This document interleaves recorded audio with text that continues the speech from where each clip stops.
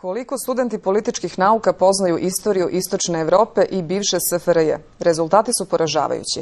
Bar ako je suditi po odgovorima britanskih studenata, budućih diplomata, koje je na svom blogu objavio profesor Florian Biber, odličan poznavalac Balkana.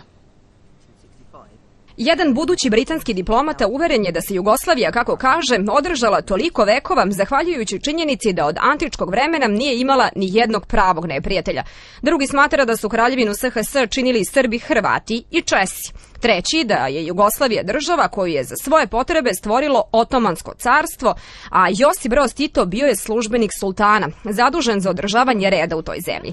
Tako ukratko izgleda Balkan u očima nekih britanskih studenata treće godine političkih nauka. Do neke mere nisam iznenađen zato što ima dosta studenti koji nemaju nikakvo neznanje o regionu i u Balkanu i u istočnoj Evropu. Za njih je to daleko neka čudna zemlja ili čudne zemlje o kojima oni ništa ne znaju i danas skoro niko ne priča o tome. Ljudi pričaju u Iraku ili Afganistanu. Buduće britanske diplomate veruju i da 95% stanovništva Kosova i Metohije čine Alžirci i da je posle 6 vekova kosovske nezavisnosti Srbija uspela da ga pokori.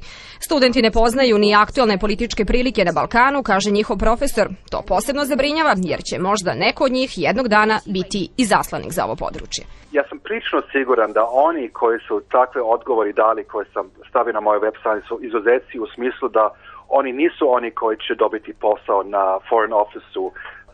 Problem sa moje strane kad govorim sa ljudima koji se bavi regionom možda nije neznanje, ali možda nerazumevanje ili da oni nisu dovoljno često u regionu da bi shvatio svaku detalj. Profesor Biber radio je u Srbiji i Bosni i Hercegovini, a poslednjih nekoliko godina predaje na Univerzitetu Kent, gde je i prikupljao bisere svojih studenata.